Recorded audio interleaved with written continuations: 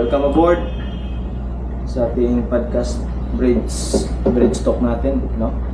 So magpakilala ka.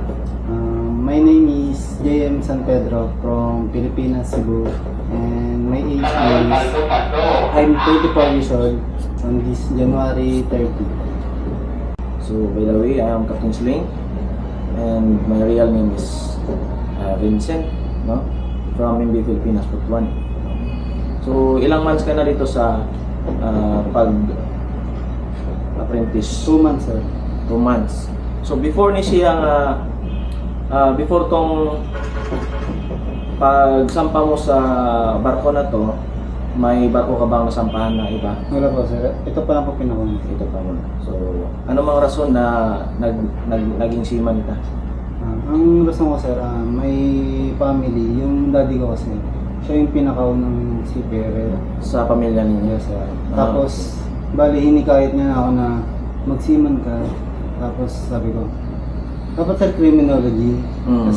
Sabi ng daddy, hindi na mag-seaman ka na lang. Seaman ka na lang. Kaya nag-seaman na lang po. Kasi ano yung seaman eh? Kailangan itawag o in demand. Yes, sir. Mabilis lang. Ano man yung feelings pagsampa? Sir, yung first day ko dito, sir. Kasi kinakabahan pa ako kasi first time. Tapos yung parang nag-ano ako na nasanay na din, sir. Hanggang sa inulit-ulit yun. Pero may times na siyempre, sir, nakakalungkot minsan kasi hindi ka makababa, hindi ka makauwi kasi malayo yung bahay. Kaya tiyaga-tiyaga naman. Oo.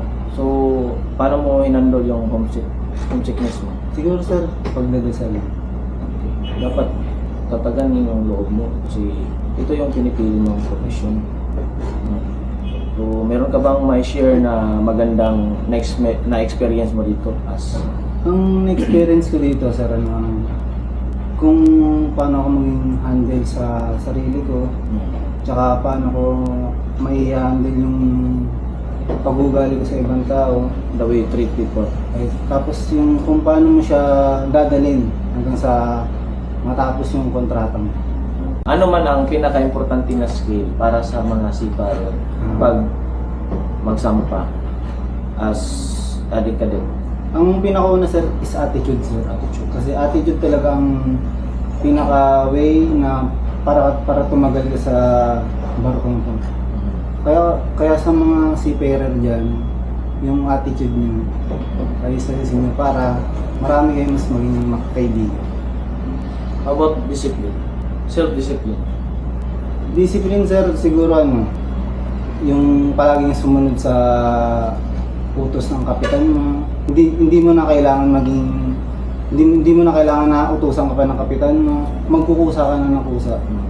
Para pag nakita ka na ng kapitan mo, maayos ka na, sir.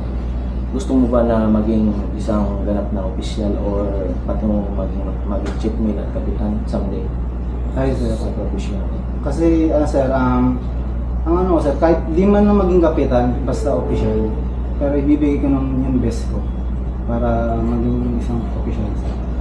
Ano man yung mga dapat mong i-clue or ibig sabihin may share mo para mabilis yung pagsampal? Sa mga seafarer dyan, sa mga future seafarer, kailangan niya maging matatag, be responsible, at sa mga nakakatanda sa inyo, sumunod kayo palagi. Tsaka huwag matigas ang ulo. Ayun kasi ang pinakamahirap sa ating mga deck cadet, ang matitigas ang ulo. Kaya maraming napapababa. Kaya talaga number 1 attitude.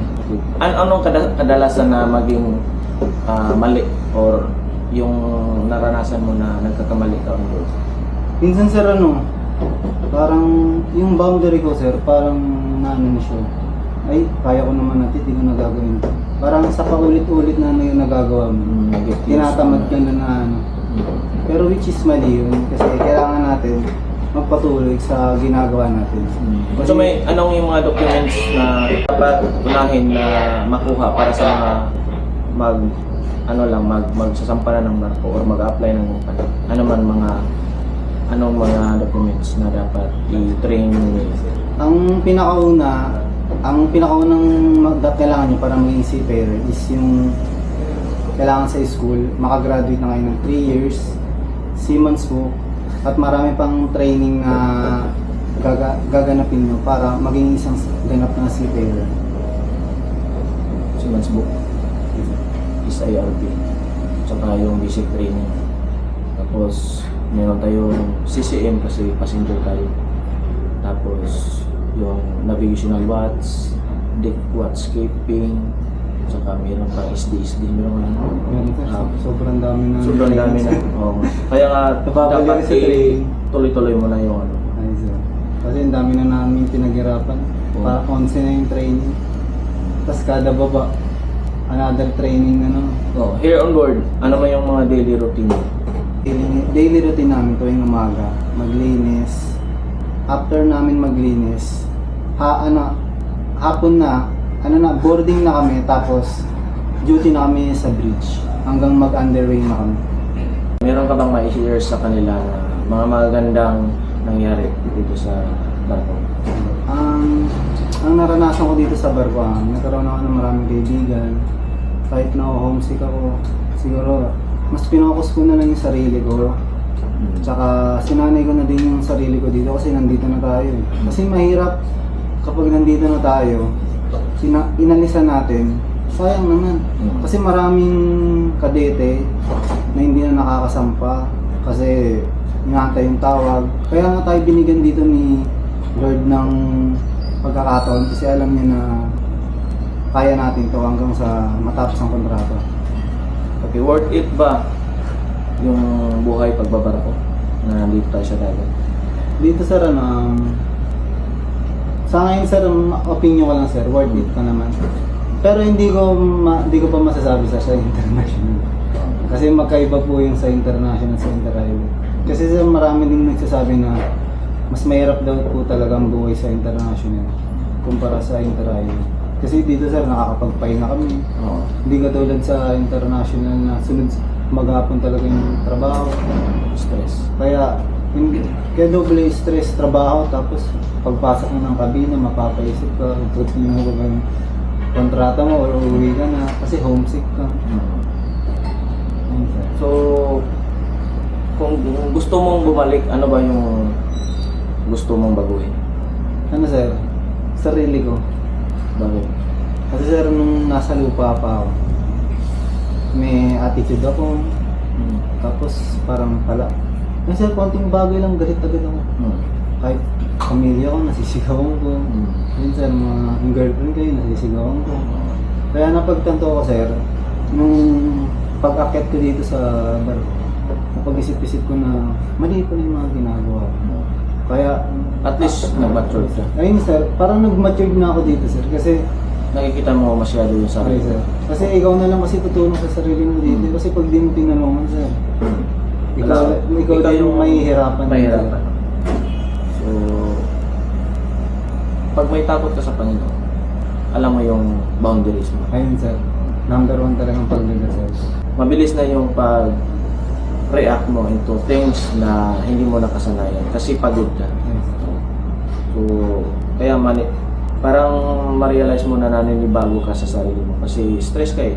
Pagod ka sa trabaho tapos merong mga requirements kasi pag ganito kasi yan, pag may love ka na naiwan doon or at sabihin na natin yung girlfriend, pag hindi mo na-sustain yung time na naibigay mo, ikaw na yung mali. Kasi kasalanan mo pa kasi hindi mo naibigay yung gusto niya. Kasi pag magpasok ka ng relasyon, kailangan may time ka. Yung pag video call, ganyan, para ma-feel nila na nandyan sila sa paligid. Mahirap hanapin yung tao na naka-intindi talaga sa atin. Mahirap yung babae na mag-stay sa buhay natin kasi malayo ka. So, sino man yung gusto mong pasalamat? Magpapasalamat ako sa ate ko na tinulungan ako na makasampa dito. Tsaka sa girlfriend ko, kaya ako ginagawa to kasi para sa inyo to, para mapaganda yung future natin pare-parehas. Ayun lang. Meron ka pa bang gusto na o ibigay sa mga followers natin or sa mga aspiring Sipa rin. Sa mga followers ni Sir dyan, lagi kayo manonood, tsaka maraming aral kay Sir. Tapos pogi pa yung yung kapitan namin. Oo. Minsan lang to, one voyage lang.